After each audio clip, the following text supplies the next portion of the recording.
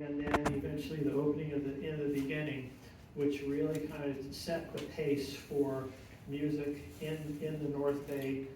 Not long after that, Vito Pelucas and some of his friends decided that in La Plaza Park, we actually needed the stage. So a bunch of them volunteered, and they actually built the stage in Cotati. Quite a stage. When all the music started coming to life in town, a lot of the locals weren't too happy, and there was a number of them that actually put a petition together, petitioned the city to try to get it stopped, but that never happened, thankfully. Today you'll find music live and in our pubs, in our restaurant, in our parks. One of our most famous events happens yearly, the Cotati Accordion Festival, which just celebrated its 29th anniversary. And one of the things they do, which is amazing, they take the proceeds from that event and put it back into our schools to keep music going and to support our youth programs, which we're very thankful for. So at the end of today, I want to make sure that everybody takes a minute to go visit our display. You're going to find additional information on the In the Beginning, the Cotati Cabaret, Jim Boggio, and some amazing artwork by Pat Ryan, which you can see some of it here, but we have the originals over at the museum, which was gratefully donated by Scott Gorey. The museum will be open for the next 2 Saturdays, and then it will be closed in December. They're going to be doing a window replacement project. But the display over there will be up through the end of fall. And just a little side note, if anyone needs a restroom, there's restrooms around the corner this way, or you can just go over to the police department and use theirs in their lobby. So now I'd like to introduce our guests. Natalie Forbes, Mark Ronstein, Scott Gore, Lindsay Reese, Richard Cullman, and Greg Cochran. And with that, I'm going to turn it over to Jim, who's going to say a little bit of something, and then I'll ask each of our attendees on the panel to give a quick background of themselves and their connection with our musical history. So thank you. I don't have much to say except for Tom and I have we work with the Phoenix in Petaluma. Tom's been the manager since 1983. I've been doing things there since the mid-2000s, put on shows, I'm on the board and all that. And the Phoenix was, in many ways like a beneficiary of the vibrant Cotati music scene. A lot of stuff that was going on in Cotati in the 70s, 60s, 70s, 80s, then went over to the Phoenix in the 80s and 90s. And you'll be amazed, I think, if you hear some of the wild stuff that was going on there, just in terms of some of the bands that, it's not just like, Grateful Dead and Neil Young. I mean, those are some great stories. Those guys come through. But I mean, some great punk bands too. And it's just, it's all sort of connected, and we're excited to just kind of be here to document this, because this is a great history. And what we're recording here tonight will be available online. So it'll be something that future generations who aren't even born yet can look back on and say, oh my gosh, I had no idea that was going on in Cotati. And I think there's people who are young now who look at Cotati and it would blow their minds that the stuff that we're going to talk about today happened just 30 or 40 years ago. So very happy to be here. Thank you guys for attending. And like Ed said, I think maybe we should just have our panelists. I'd like to extrapolate just a little bit more though. When it was decided in 1984 and 85 that I was going to continue to do rock and roll at the Phoenix Theater, Ken Frankel, who was also a partner of the Cabaret at the time, suggested that I come over and learn how to run a club from Mark Bronstein. And I ripped off his style so well, I could not do what I do in the comfortable way that I do it without absolutely stealing it all from Mark. So this is how legacy works. I never knew. So yeah, I think we'll start with Mark. I just want to make one note for everybody that's sitting up here. If you could make sure to talk into the mic so they can hear you out there, and so that our sound guy can get you, that'd be great. But Mark, if you don't mind, just tell a little bit about yourself and your history here. Okay, my name is Mark Bronstein. I lived in San Francisco from 1965 to 1970. Went to school a little bit, dropped out. One interesting connection that I had that I didn't even know I had was my roommate for several years in the Haight-Ashbury was one Stanley McDaniel, head of the philosophy department at Sonoma State College at the time, not university. But so I mean, I kind of knew that Cotati existed. And then in 1970, my employment ended in San Francisco. I had some friends who worked for Bill Graham. They wanted to live in San Francisco and they wanted to live in San Francisco and stop commuting from Sonoma Mountain Road. So we swapped houses. It was easy then.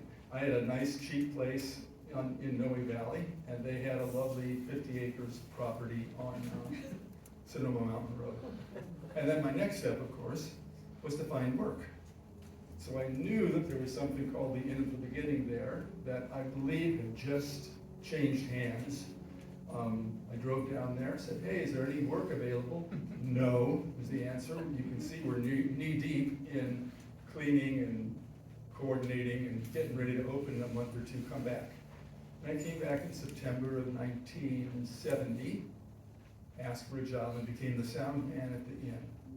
And just made some improvements and interacted with bands, and a couple of years later started getting involved with managing the club. I had a lot of connections in San Francisco and kind of knew what I was doing to a greater degree than Ward Meyer, who had purchased it from Greg Cochran, purchased the club from Greg Cochran did.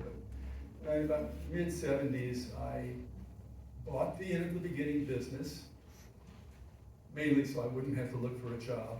And kept going for the next 16 or 18 years until in 1982, finally closed down the Inn of the Beginning, moved it across the street to the old women's club, the Cotati Cabaret. I didn't destroy the building, but I removed every stick of furniture from that building just to make sure that nobody could just waltz right in and open up a nightclub and compete with what I was doing.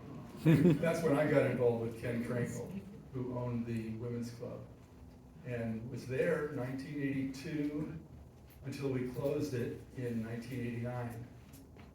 And then I've been kind of out of the music business since then, except as listening to music and involved with the Healdsburg Jazz Festival for the last 10 or 12 years. But that's kind of my story as it relates to Cotati. Beautiful.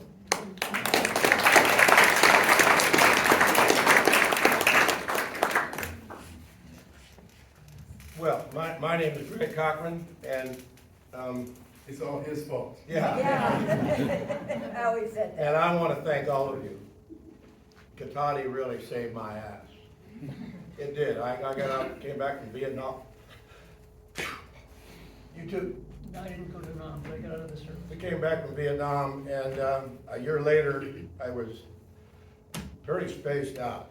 And went to school, came up to school, someone said, they don't give a shit about Vietnam or nothing at Sonoma State.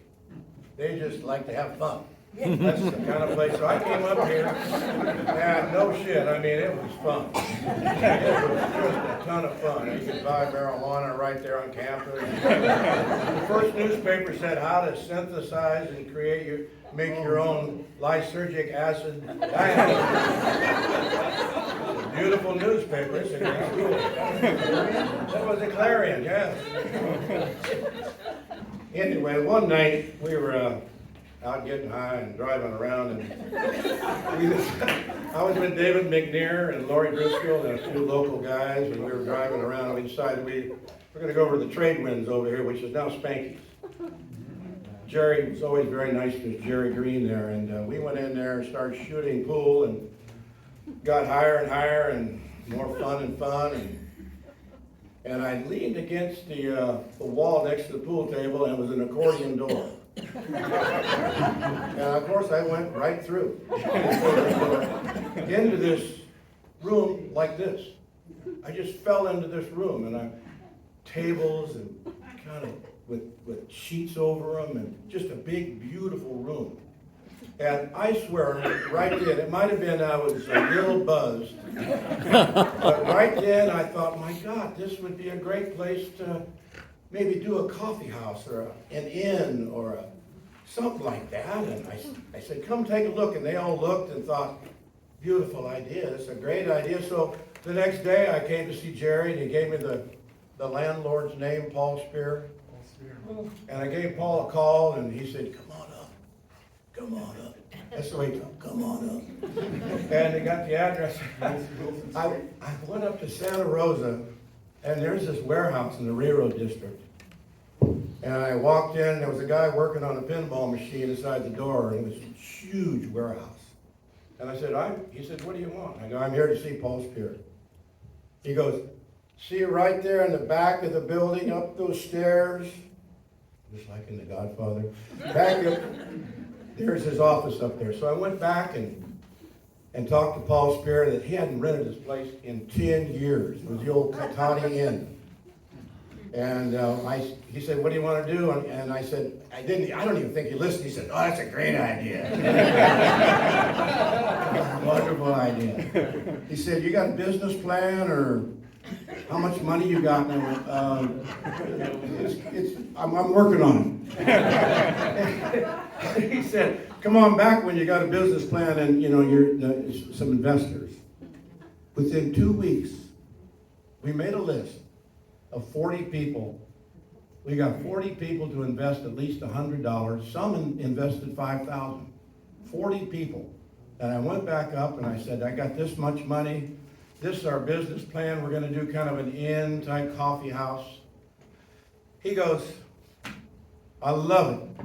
He said, how much money do you have there? And I went, well, I got about $20,000. He goes, that's not enough to do what you want to do. And he turns around, opens this big old archaic safe, pulls out a strong box, sets it on the table, and peels off $15,000 in cash. And he said, this will help you get going. Well, thank you. And he goes, no, it's not a gift. I said, you're going to pay me back? I said, how do you want me? He said, don't worry, I know where you are.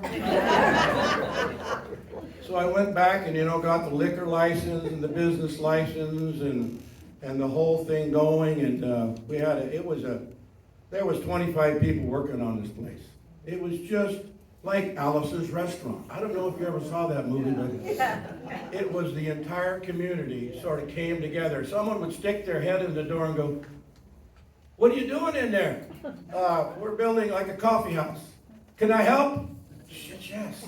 And so we had virtually 30, 40 people working on this place, and by the winter of just after the summer of love, we had this place open. And it was truly amazing. It started off, we did a lot of food. I was the first one to sing there and really put everyone to sound asleep. I realized right then it wasn't my forte. And we had some theater, some improv people. It wasn't really until the Bronze Hog, you know the Bronze Hog, right? Until the Bronze Hog played there, we pretty much were sold out the rest of the time, and really the rest is kind of history. Yeah, it is. It really is. I mean, it just took off like a wildfire. And then kept rolling. Just kept rolling because of all of you supporting it, the people here who helped. It was truly amazing. And one last quick story. The name, The End of the Beginning. Well, we were right in the middle of remodeling, and we were out at my little house on Sprower Road. We called it the Sprower Hour. And we were hiring a kite. And I went outside to take a break because I was so high. And it just came to me. The end of the beginning. And I came in and I said, hey guys, what do you think? The end of the beginning. And they all went, oh, fuck it. They were high too. I mean, I didn't know. But it really was. It was in our beginning. And it was a group of people who we needed something to do. Because we were doing nothing. So that's what we did. And here's the rest of the story right here. Thank you. Great story.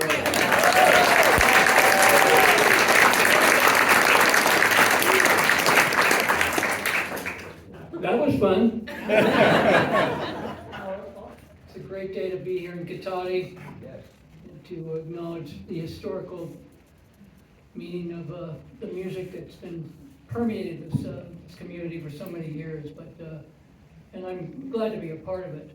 that's for sure. And so Greg and I were talking earlier, but in 1968, I had just finished a stint in the service, and I enrolled in the College of San Mateo right away. And, within no time, I ran for office at the student council, and I ran for an office, controller of student activities. And before I knew it, I had a budget to work with, and I was booking Fritz. I started with booking Fritz, which was Stevie Nicks and Lindsey Buckingham, for a noontime show, for free, of course. And then I said, well, I'm gonna move up to some better things here. Then not long after that, I was able to book Santana, It's a Beautiful Day, and AB Sky Blues Band. My fellow council members, they said, now who are these guys again? So, it came out to about $2.50 for a student ID admission, so.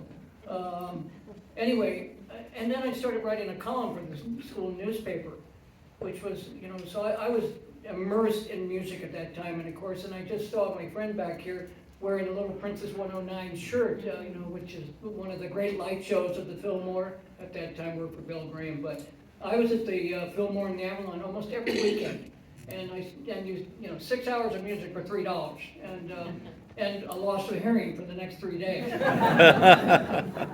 So especially if you saw Blue Cheer. Anybody? Yeah. Just like, please, turn down one of those Marshall amps. So anyway, things kind of fell into place. Next thing you know, I was at UC Berkeley. I got accepted there, and I left with 1 semester to go, and I took a trip around the world. And when I returned, I had nothing to my name. And I moved into a house at Turok, I needed some money, so I ended up working at the Petaluma Poultry Processing Plant, and what a horrible job. So I realized what they were making, and it was a union job, and I just said, for God's sakes, you guys are working around all this blood, and you're making this money. So I started organizing. They said, get rid of that communist right now. So, I moved out of Turok and moved into a really wonderful chicken shack. And it was either the chicken shack or the bus on some property down in Eucalyptus. And then I got a job at Ashe New, and when I was not working at Ashe New, any of you remember Ashe New? Oh, yeah. Remy was making some wonderful stuff, but I would pop over and see my friend Richard Farner. Am I in the right zone there? Yeah. Richard Farner, and of course, he was everyone's best friend because he was the doorman at the beginning. And so everyone said, hey, Richard, come on, I know you got room for one more, but, somehow I got in and met Mark, and before you know it, I had a couple of shifts attending bar there. And I worked 2 different nights. I worked the jazz night. On Mondays? Monday the jazz night, so I saw really fantastic people in retrospect now. Mark Isham, who became a Hollywood... McCoy Tyner. Yeah, well, that's another one. McCoy Tyner, who was there and actually pounded on those keyboards so heavily they just detuned it or broke the piano. And Peter Welker and Mel Martin and a whole bunch of others. And then, conversely, the other night I worked was Wednesday night, which was like just complete screaming hippie maniacs. And 2 bands. What's the rock band audition? That's right. Thank you, Mark. And I worked with a guy named Max who made it clear to me that he said, this is my domain. This guy was raising 4 kids, lived on Sonoma Mountain, and so anyway, I just let it go at that. But and it was very nuts in those days, and everybody wasn't always civil and behaved because a lot of people were completely hammered. And there was an occasion one time where some guy was knocking on the door, we were closed, and I had all I could take from everybody, including Max, who was bugging me. And this guy goes, I left no, I don't see anything on the stage. Well, he came in and he pushed me down, and I completely lost it. and went up to him, threw him on the ground, and put a piano bench on his head. I was pretty scrappy in those days. Plus, I had a serious alcohol problem, which compounded the whole thing. And after that, Max was so polite to me. Pretty amazing. But I worked some pretty wonderful years there, Mark. 74 and 75. My God, I mean, the Tubes, Fee Waybill, White Punks on Dope, and Jerry Garcia, who I used to sit there and BS with. He'd come in and nobody was around him. He just came in and just wanted to relax before he played with either David Gritzman or Brian Saunders, you know. So those were wonderful, wonderful days. And, you know, I still have images of all kinds of different people. John Cipollina smoking a Lucky Strike, and eventually, you know, that would take him out. But a wonderful guy, Quicksilver, one of the really great bands of all time. But then I worked some really big shows, and I'm going to wrap this up right now. I worked some really big shows where you could barely move, and Max and I would just lose pounds serving all those drinks. And by the way, a good night was when somebody gave me 25-cent tip. Right. It's just like, okay, I'll call my travel agent right now. Cold Blood, Sleep at the Wheel, Tower of Power. Holy, can you imagine that in that building? Right Yeah, there. and that was it, so, Right there. huh? One night. Yeah. Yeah, so anyway, that was a big experience for me, and then after that I took off and went to Central America for 6 months, and I didn't go back to the end after that, but that time I had there was very memorable in my head, so I'll move on, but you know, and I just want to say that, you know, that didn't stop my fascination and my connection to music, because then I moved on to the Jazz Festival for 10 years working with Judd Snyder, and also went on the original board with the Cotati Accordion Festival back in 1991. So that's it for me. Thank you.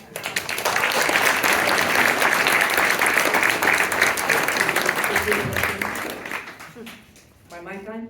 Yeah. Okay. Wow. Bringing back some memory. Yes. I moved up here from Southern California, where I was raised, via Berkeley for a couple of crazy years in the late 60s. Got to Cotati in about, I don't know, 1968. And, you know, walking into the funky little town of Cotati was like stepping through a portal to a parallel. It really was. So I was downtown one day. There was a laundromat over where the Tradewinds is now, or one of those places. And I just turned 21, and I was doing my laundry, and I thought, hey, I'm 21. I can go across to the Winds and have a beer. And so I'm by myself, but I thought, oh, well, you know, it's Cotati. And so I walked in, it's dark, I couldn't see a thing. I heard somebody going, hey, lovely lady, come over and have a beer with us. And I walked, I finally saw it was Greg and David and John Burnett and a couple of other friends.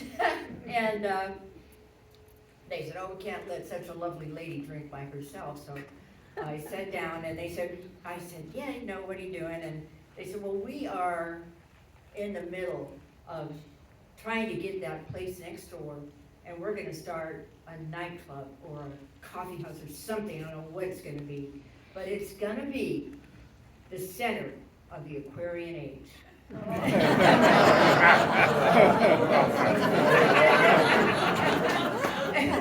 It still is. And so anyway, I got a call from David a few days later, and they said, we got it, we got the building, we're gonna do it, and we all want you to work for us, okay? And I said, sure, you know, I said, Sonoma State. My grant was running out, and I said, well, so how much will I get paid? You know, I have to think about that. And David said, nothing.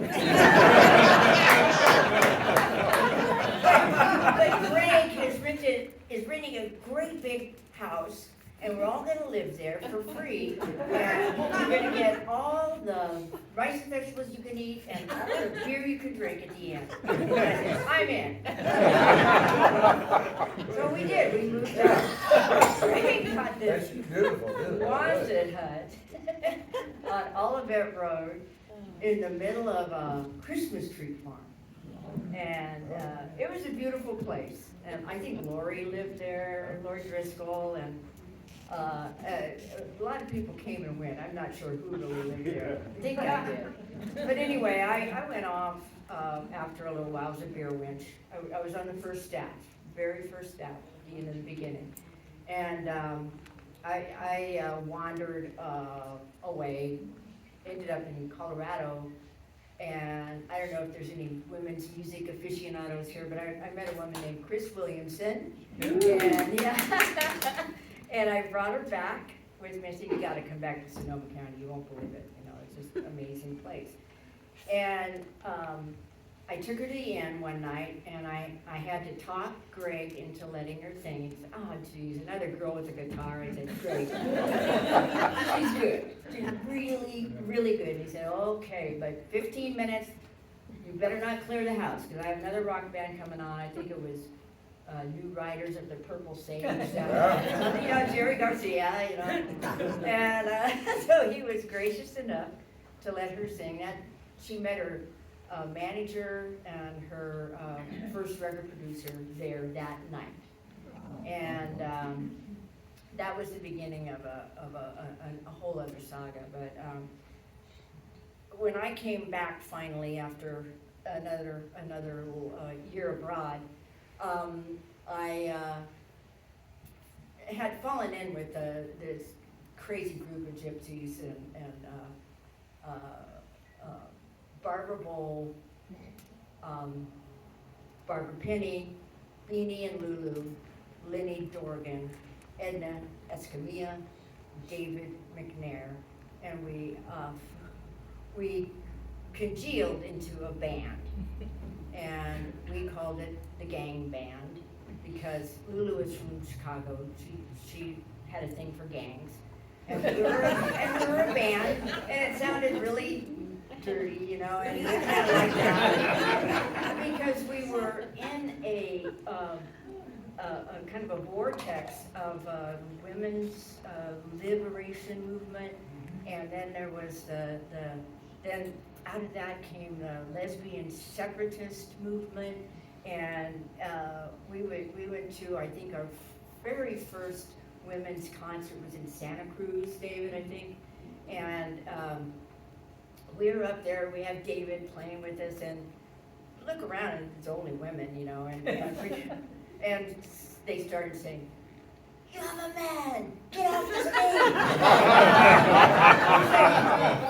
but David's an honorary lesbian.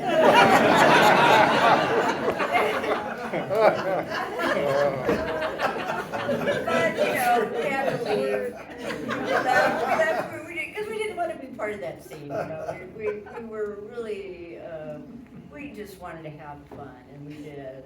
And so, also, Greg somehow let us get on the stage there, and we played for a good little audience. In fact, I think we filled the room, and so we were invited back several times. And so, you know, I had a couple of, at least 2 different relationships with the beginning, and you know, it's so part of my story of you know, redemption and growing up and music and spirituality and love of this place that I've called home for many, many years, and the creativity here is, I call it the path of the dragon, because it's like a vortex. You know, the creativity here is something very, very, very special, and I'm so grateful to be here, and thanks. Thank you.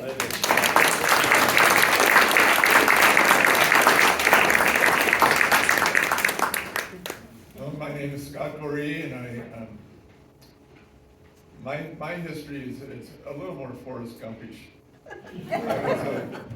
I was born in Petaluma. It was one of the first hippies to crop up there, so to some estate seemed like a natural progression, which, progressed. My only involvement back then at the end of the beginning was to go watch entertainment, and I was a regular in a poker game in the back room. I think that George was the doorman, I think, that had it. I can't. I don't know if that was true. What? Dennis George? No, George. Oh, George, okay, sorry. I'm not sure. The baker, Pardon? George the bread baker. George the bread baker? I've forgotten his last name, that was 1972 or so. Yeah, maybe he had a poker game going in the back room. That was a regular guy. He never staked the house. And so it's actually, I went on with played quite a bit of poker. My late friend Harry Fogle and I made quite a big tour of home games for quite a few years there. And I don't know, just one thing going from another, and my good friend Jerry Schwartz had Jerome's Good Dogs across the street from the inn. And when he closed that up, when he left town, he came back, he goes, I want to open a restaurant, would you help me do it? I told him, sure, only if you teach me how to do the restaurant business. And we make sure that I do half the work. Well, that was a big mistake. I mean, I really enjoyed doing it, but it was a lot of work. I couldn't believe how much work it was, but it instantly became successful. And my friend Muka had Prairie Sun Recording, and he was going, we got to take your talents up here. It's got to be a way you can help me out up here. He wanted me to go figure out how to be a promoter, go out and wrangle bands. And about that time, a friend of mine, Bruce Ackerman, had Joe Froggers. He bought Magnolias, thinking he was going to have two places in town. And he knew that what I was doing up there at the studio, and he goes, I want you to come in and manage Magnolias. And Mookie goes, that's a great idea, that's where all my band's gonna play. This all makes sense. It's like, I don't have any experience at any of this. I don't really know what I'm doing. I'm just like I said, it's a Forrest Gump story. So I go to work there, I'm managing it. Within a year, I bought out Bruce, took the place over. Did it for 10 years. At the time, I like to think it was the #1 premier live music place in Santa Rosa. People who are fans of Studio Cafe would definitely disagree with me, but that was just, we overlapped just a little. But then it's like the end of the beginning, came out of Dormacy. And that was thorn in my side. I went, well, I just want to take that place over. Well, I ended up selling the Magnolias and taking over the end of the beginning as it came out of Dormacy. So that was from 97 to 2000. It was just fantastic as far as just enjoyment and being associated with it. And the thing is, everybody still wanted to play at the end of the beginning because of what Cochran and Mark had done. It's still years later, even coming out of Dormacy, it had not lost that allure where everybody still wanted to play there. So it was just easy as hell getting groups to play. People always ask me, it's like, well, who were all the great groups you had to play? Well, I had a lot of good groups, but I go, but it's like 1 year of good groups for me was like a month for Mark at the Cabaret. It was like two different things. We did a lot more local things. I did a lot of things associated with the college. I did raves. I did everything. It's like I found in Magnolias that you kind of had to do a different genre of music each night in a small market if you really wanted to be able to make it in the music business in Sonoma County.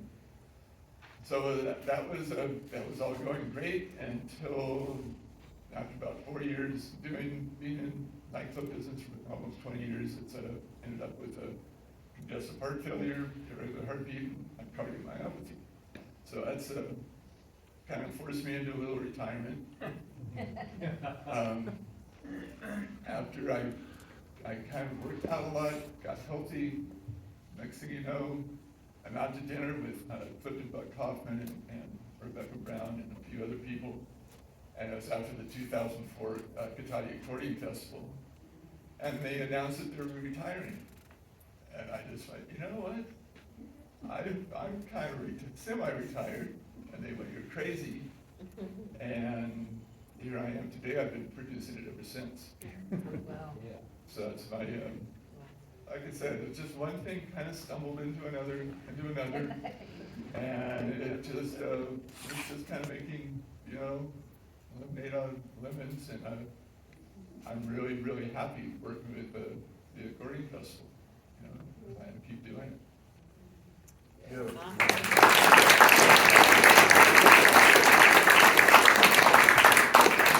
Hey everybody, I'm Neville. I own Loud and Clear Music out here on Redwood Highway. And thank you all for coming out. And I'm gonna say I'm honored to be at on this panel with such people with so much history here. It's amazing. I come a little later to the game. I grew up in Petaluma, where I got in a band in high school, and Tom Gaffey actually gave us our first break, like lots of bands in this area, to play at the Phoenix Theater. So it's an honor to be here with you, Tom. And so, so I've played in a lot of bands. I've played at Magnolias. I played at the end of the beginning. I was lucky enough to hit that in the 90s before it closed. And I played at the Cotati Cabaret, and I've seen lots of bands. In the mid 90s, I started working at Zone Music, which was like Loud and Clear. It was a hub for musicians in this county. And it was run by Frank Hayhurst, who's a hero to me. I learned a lot from Frank Hayhurst. And Blair Hardman, who's right there. I've learned a lot from Blair as well, from Zone Recording. So what I learned from Frank, because he was more than just a business owner, he was a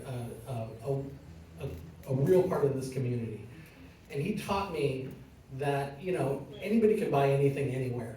Especially now with the internet, but to create community and be a part of the community is really important, and he was wonderful at doing that. So with him, I learned about, he used to have a group called Musicians Helping Musicians, and we would have these concerts where it would be the Trade Winds and the End of the Beginning and Spanky's and Redwood Cafe, and we'd have bands in all the different locations on a day, and every 15 minutes we'd switch bands, and it was a crazy day to work, but we raised money between that and silent auction for musicians that were ill and didn't have health insurance. And so that was a beautiful thing, and I'd always wanted to, you know, like all of you, like we all want to give to nonprofits that we believe in, but you know, most of us don't have the money to create or to give money, enough significant money to a nonprofit. So with Loud and Clear, I tried to create a place that could be used as a vehicle to raise money for causes that I believe in. So we started 13 years ago, and we've been doing these Restring Your Thing fundraisers where on a certain day we pick a nonprofit, usually an animal nonprofit or a school nonprofit, and we do $10 restrings. And so $10 includes the strings and the restringing service, and all the money goes to the nonprofit. And over the 13 years, we've raised $120,000, $10 at a time. And that's really a tribute to us using this as a vehicle to do something good, but also this community, this musical community supports this. And they bring in their guitars, and we restring them every month, and it's an honor to be a part of this musical community, and I'm excited to learn more about the history from all you folks, and I appreciate being here. So we're in for a good show, you guys.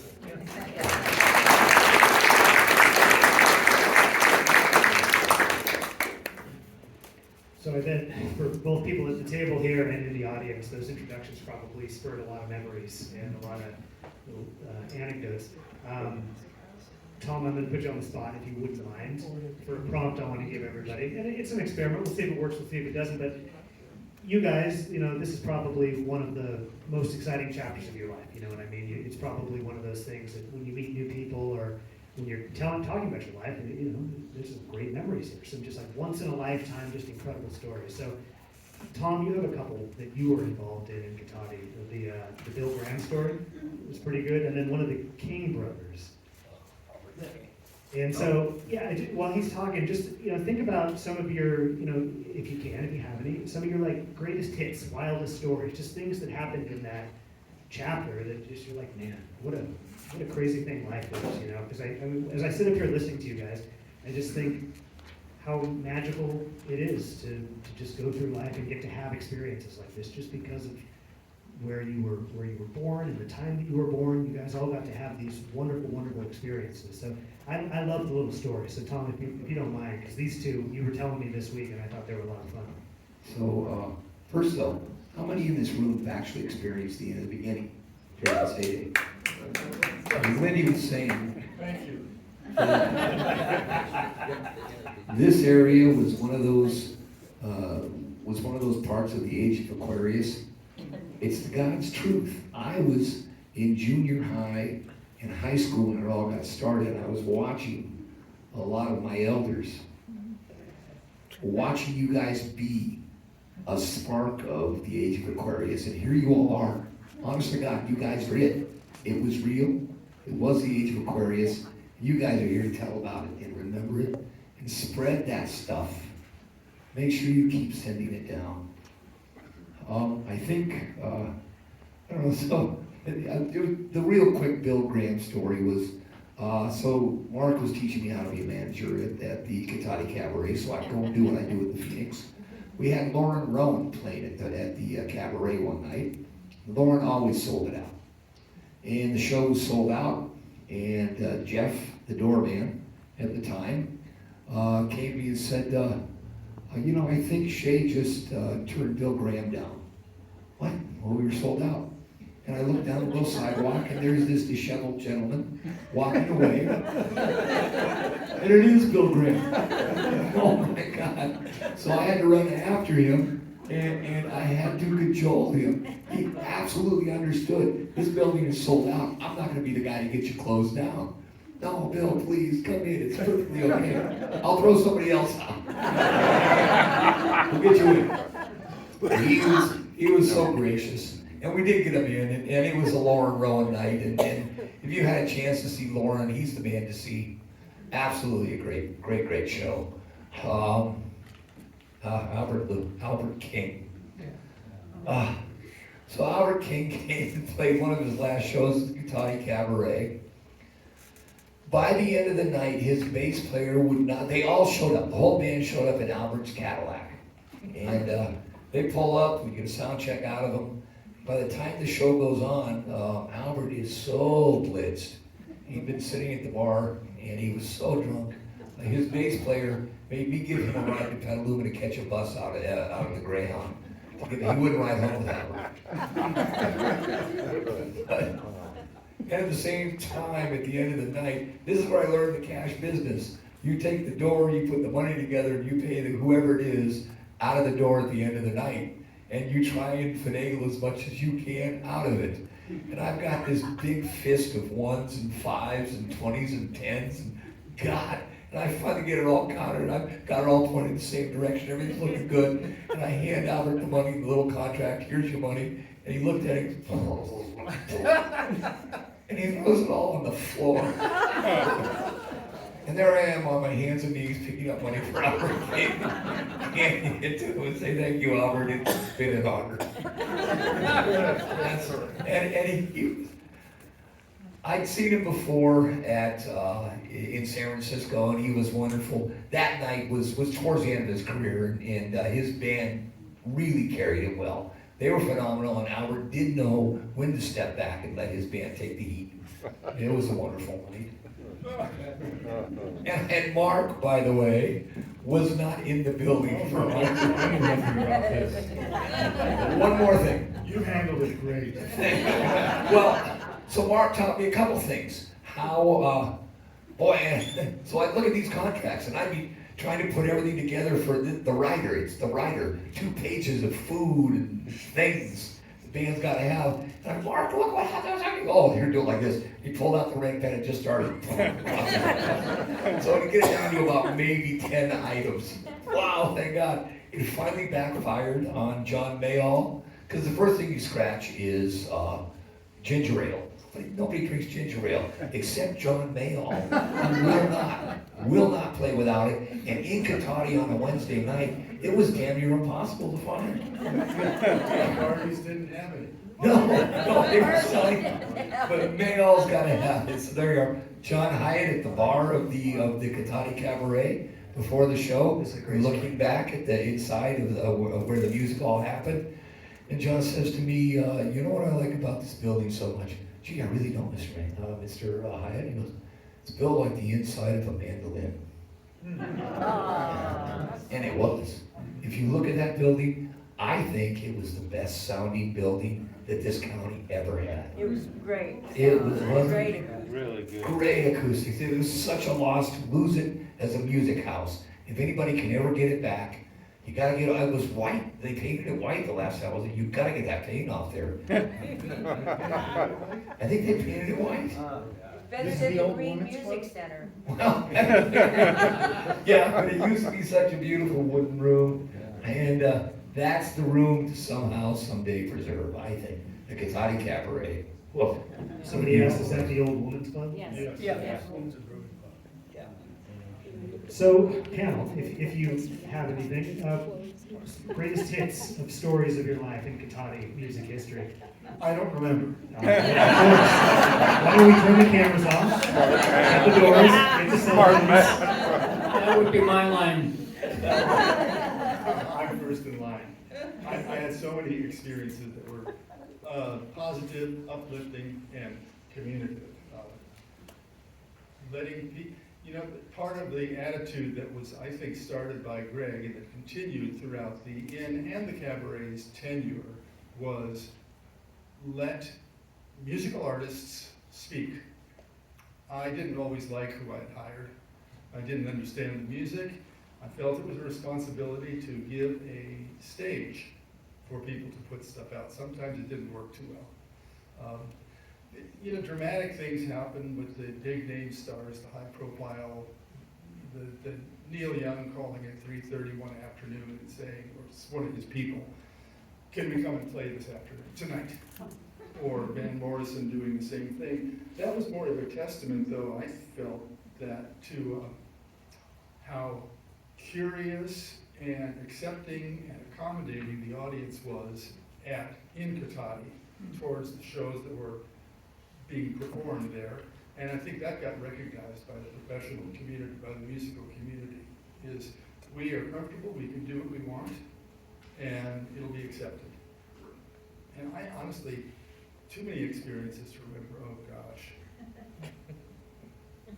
No, if you can't say something nice, don't say Just something. one wild one. One wild one. I feel like you just had one that crossed your head. Maybe. Yeah. No. After all I've seen, nothing is wild.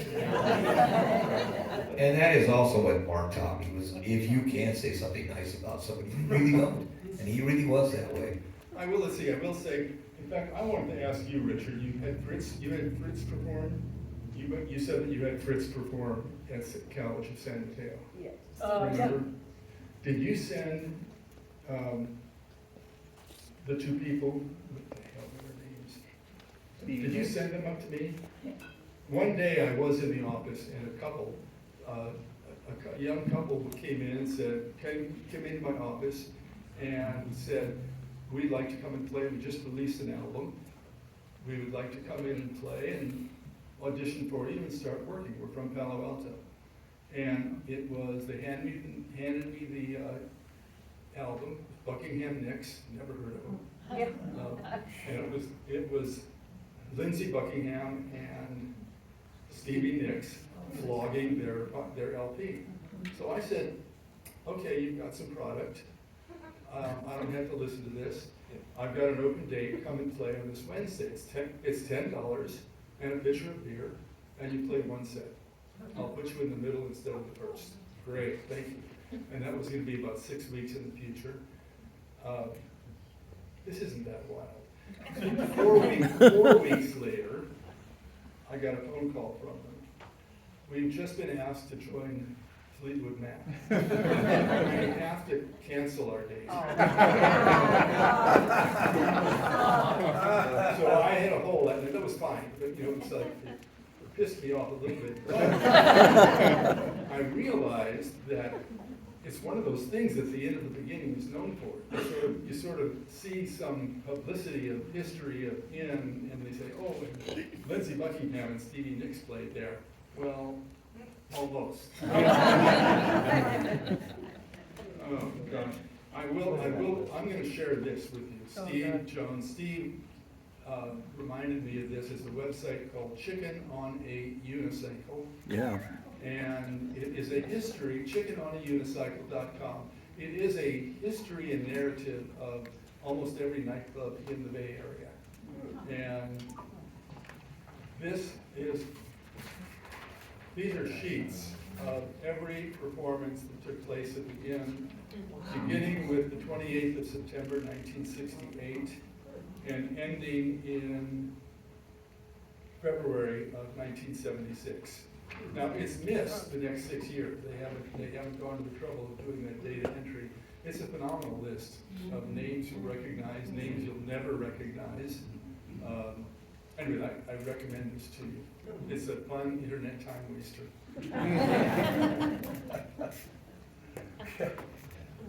Beautiful, absolutely. One of our local heroes here was Dan Hicks. He grew up in Santa Rosa. Yeah. And Dan Hicks used to love to come down on audition night because he got tired of playing the big shows, That was a fun night when he came down to audition, and half the time he'd stay at my house on Railroad Avenue because he'd had a few too many drinks. Also on audition one night, there was a guy from Southern California that came and said, hey, I'd like to play a few songs, I'm just starting out. And he got up and did a few songs, folk songs. They were okay, and afterwards I said, well, let me get your name and information, and Jackson Brown. Where do you live? He goes, down in Orange County. Orange County. You know where that is? I go, yeah. He said, what do you think of me getting a gig here? And I went, that's awful far, man. I don't really think so. To be honest, I don't want you to waste your time. So that was a fun story. And then this, in the beginning, took off like wildfire after Ralph Gleason, who was the entertainment editor of the San Francisco Chronicle, grabbed a buddy of his and said, there's this place up in some town called Cotati that everybody's telling me about. Jerry Garcia and Jack Elliott and you name it. I mean, they're, Sonny Terry and Brown and McGee. What? They said the place is something special. So he grabs, Ralph Gleason grabs, who did he grab? Yeah, he did. He came up here and sat at the bar. I didn't even know they were here. And the next week, his next article came out and it said, the title was An Incubator of New Talent. And someone called and said, you gotta read this.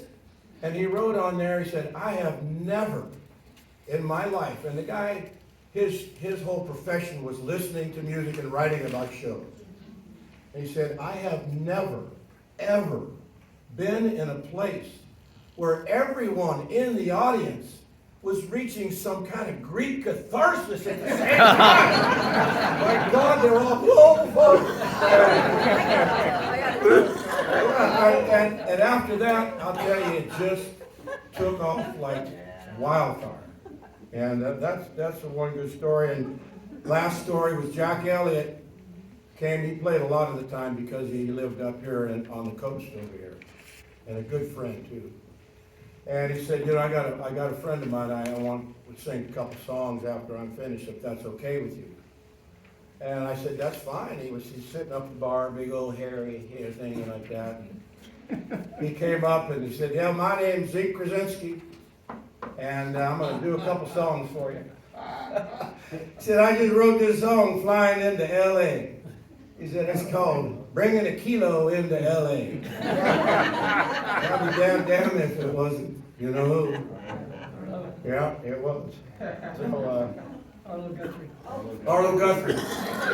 And my girlfriend at the time was bartending, and she wouldn't serve him a drink because he wasn't 21.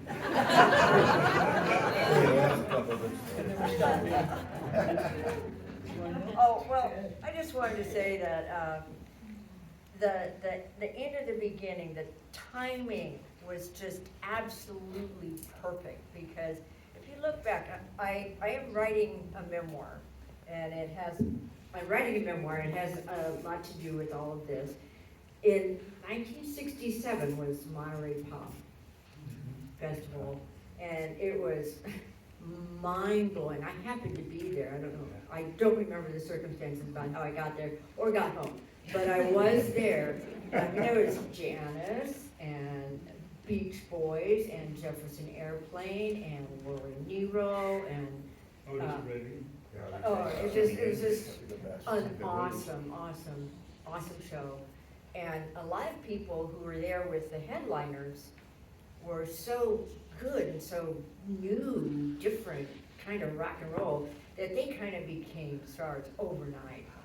There was a ton of advertising about the pop festival, about Monterey. They filmed it, so there was a documentary. It was, just blasted out over the world, and so all these people were just like major world-class stars overnight, a lot of them. But at the same time, the hippie thing was happening, and Summer of Love was happening in San Francisco. I call that chapter Peace, Love, and STDs. Because, we all know what happened. It started out really great, and then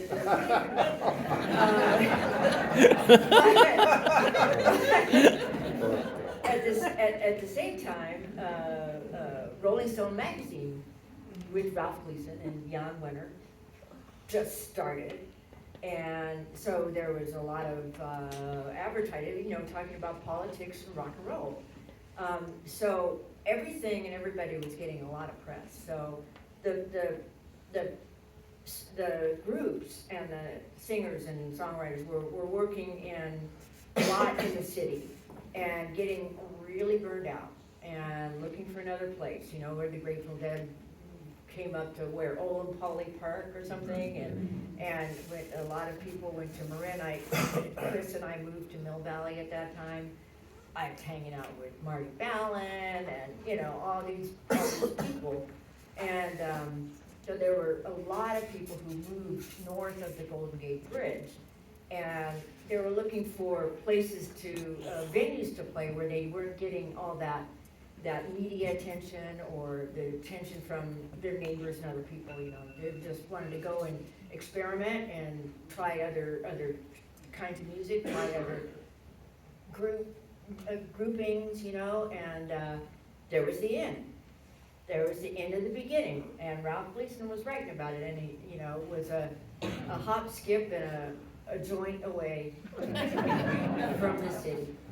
And so the timing was just unbelievable, and yeah, that's all I can remember.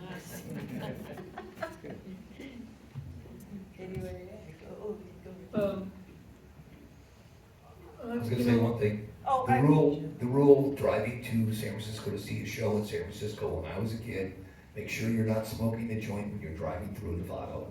I have one more thing to say. The audiences in Cotati were so appreciative.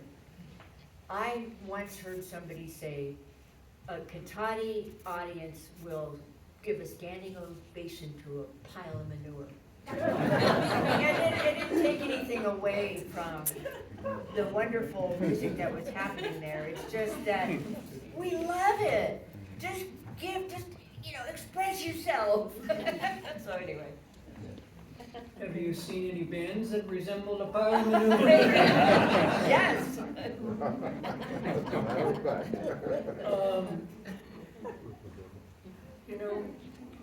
We lived in exceptional times, and this could be like an AARP meeting right here.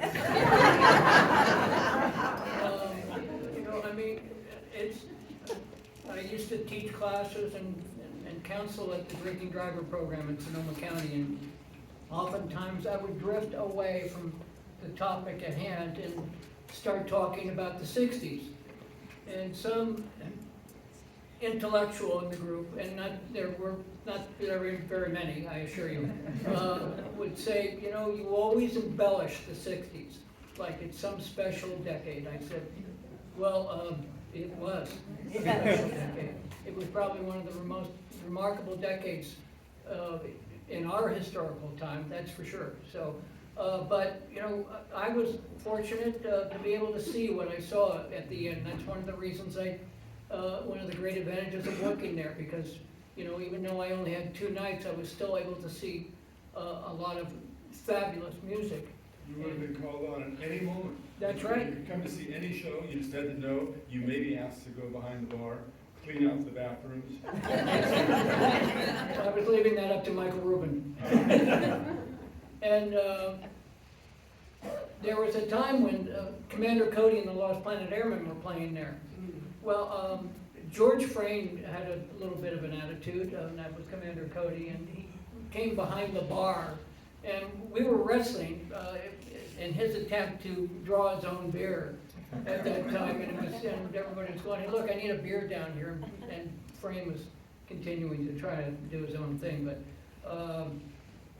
but you know, more often than not, what I was able to see, and Mark mentioned McCoy Tyner. McCoy Tyner is probably one of the premier jazz pianists of all times. And I don't know if anybody saw that show, but it's remarkable because he played the piano really hard. And but that was one of the great shows that I ever saw there, including maybe Tower of Power, I guess. Just as powerful. Yeah. So, but they all gravitated to there, and that's what it took on a whole life of its own, and everyone wanted to play there, and they all felt comfortable. That's the whole thing about when I'm talking to Cipollina out there. But one of the great things I remember seeing, and I say this with my own Irish heritage, is seeing Van Morrison sing Danny Boy. Oh. Aww. Wow. And there's not a dry eye in a joint when that's happening. I bet. So anyway, Scott. I always remember like the little subtle things. Like I loved booking Charlie Musselwhite, and got to know him a little, and we were talking backstage one time, and he goes, I'm really thirsty. I'll go get you some water. I get him a bottle of water. I hand it to him. He goes to open it up, and the top didn't click. It was loose. And he looks me in the eye, and he goes, did you dose me? And I was waiting for him to laugh like it was a joke. And I kind of, you know, nervous and laughed, and he goes, did you? And he goes, the top is loose. And I'm going, with what? He goes, acid. And I go, why? Well, why would you think I'd do that? He goes, do you know how many times that's happened to me in the old days down in Fillmore and whatnot? He goes, you know not to drink something that has been popped. Yeah. And I go, well, I sincerely swear I did not do it. He goes, well, just don't let that happen again. And another one was when the Studio Cafe closed, I got a wave of great bands that came over wanted to play. One of them was my all-time favorites was the Beat Farmers. And I didn't really know anything about these guys other than my sound man said, you have to get these guys, they're great. So the place, we went way over capacity. It was big. And about in the middle of the show, next thing I know, it's like before this one song started, my sound men are covering all the monitors with plastic. And I'm going, why? I don't get it, you know, explain this to me. They're going, just wait, you'll see. And then about halfway through the song, half the people in the place rushed up and started ordering Budweisers. I mean, we're selling Budweisers, like, it's crazy. And then all of a sudden, everybody crowds over and is shaking their Budweisers, and he has this one word, this one song, and everybody starts spraying him. Just showering the stage with beer. It was things like that would, that wasn't the only people I had to cover the monitors for. There was also Schizo. That was, he would puke on the monitor.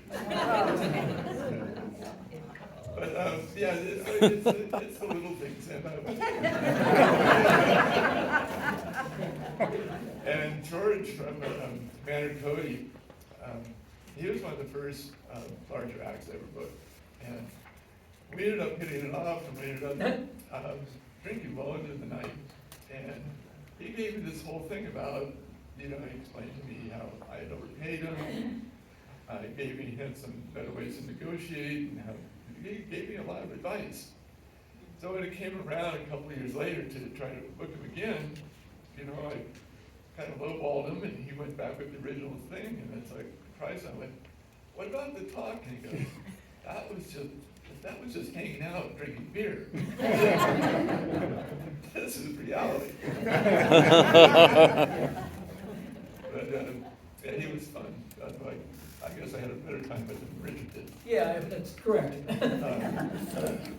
Yeah, the small world story is my friend, the founder of the Recording Festival with Jim Bosho, Buck Kaufman. His brother Stuart was married Susan, who had previously been George's longtime girlfriend. Mm. So it's like, kind of, the whole music community kind of gets intertwined somehow. Very interesting. Yeah. So that's just a couple of lines. Well, you know, this is less of a story and more of an observation. It was wonderful. In the beginning, I was lucky to play there. There was a magic to it. The Cotati Cabaret was the same way. There's the scene here in Cotati now is a little different.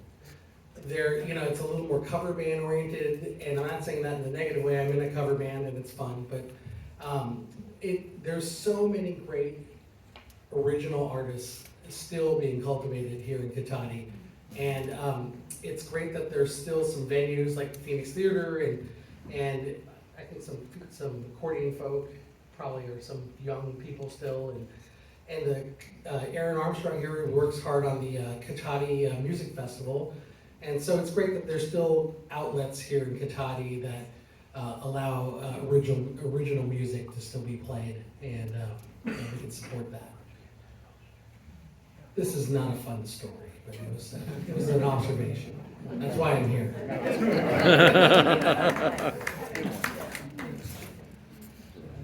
Anybody else have anything that kind of stirred up inside them that they thought of while people were talking? It's all good. You got to give the opportunity. Something I was thinking about, because we're sitting here, we're celebrating this time, and you know, it's like a lot of fun to hear about it. It seems unbelievable. But I feel like when it was happening, maybe not everybody in Cotati was all in on it. Was there pushback from the cultural changes? I'll tell you this right now. We opened up, the city of Cotati was known as a drag strip. There was a seed farm over here in a place that was real low. I didn't even call it Roner Park. Just right from Roner Seed Just Farm. Roner. And we opened up, and I went down to City Hall, and they said, what are you gonna do? I said, oh, coffee house. And they went, oh, that sounds like fun. And we opened this place up, and we were running for 4 months when the Hogs started playing, and we started going crazy. And the place would have people around the corner waiting to get in. Monday morning, I got a subpoena or a paper served on me by the city of Cotati. We are pulling your use permit. What? Yeah, you didn't tell us you were gonna go crazy like this. No. So, a couple weeks go by, my family, I grew up with a state senator, John Dunlap in Napa. He was a very powerful attorney. And I called my dad, I said, what the hell? He said, don't worry, I'll get John. Well, the city attorney in Cotati, I hope you're not here right now.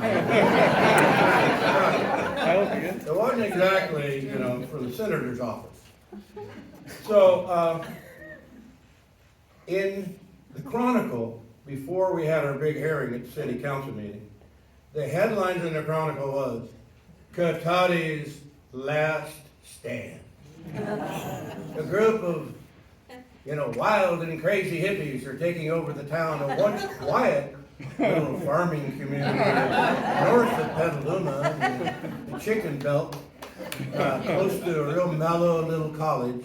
And we went in there and the city really thought they had our ass until John Dunlap stood up and just read them the riot act and quoted all this stuff and lawyer lingo. And they backed down within about 3 days and said, well, could you hold it down a little bit? So, yeah, there was some old timers that, and I can understand it too. It was wild. I mean, in this street out here, Redwood Highway at 10 o'clock any night of the week was dead. Yeah. Now at 3 in the morning, it was full of just stoned out, higher than a kite hippies. And I understand why this quiet little town was pissed off. But anyway, that's just a story. I read something, there's a story over in the museum about the town kind of having this debate about, wanting to close you down. Yeah. And then, but there were people in town who were really supportive Very much so. too, and said, oh, Greg's a good businessman, let him try, let him do what he needs to do and do what he wants to do. And kids just want to have fun, they need to have a place to have fun.